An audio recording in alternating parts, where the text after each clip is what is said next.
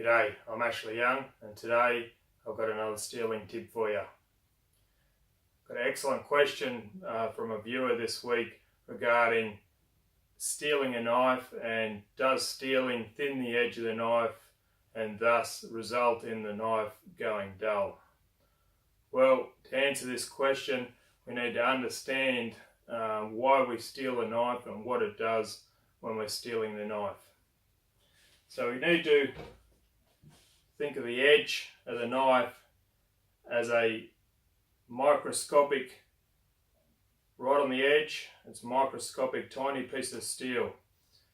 As we use it, when we're cutting, this microscopic edge, standing up like this, will start to bend over.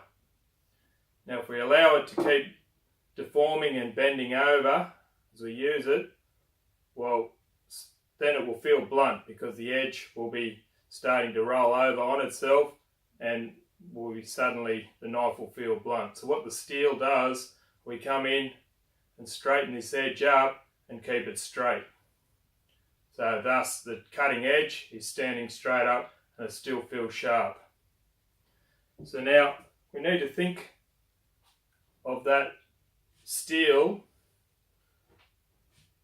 very much like when we get a piece of wire and we bend it back and forth, back and forth. Well, what happens, eventually that bit of wire starts what's called work hardening, and suddenly it snaps. So that wire got brittle, so it got harder and harder, and it was brittle, and then it snapped. Well, the same thing, what happens to the knife's edge. If we keep bending that microscopic piece of steel back and forth, when we steel it, use it, steel it, eventually it starts getting brittle, and then it starts to crumble, and then we need to go and put it back on the stone and remove the metal and to get it sharp again. So what we need to do is limit the amount we allow that microscopic edge to bend over and straighten up. So if we keep using the knife till it starts going dull, then we grab our steel and steel it up, and then use it again for a long period till it's going dull, and then steel it up. Well, what we're doing is we're allowing the edge to bend right over, and then we're getting our steel and straightening it up.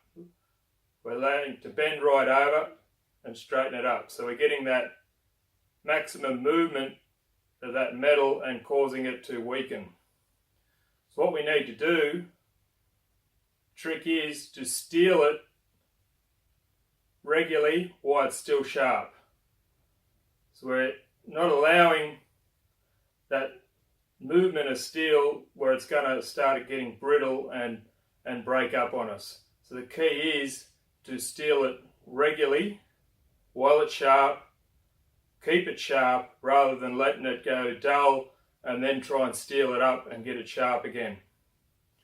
And this also, if we steel too heavy or too high an angle, we're going to, again, if we're pushing too hard on the steel, we're just going to be bending it back and forth, and we're going to have that same issue where it's going to work harden and weaken the edge, and then it will destroy itself.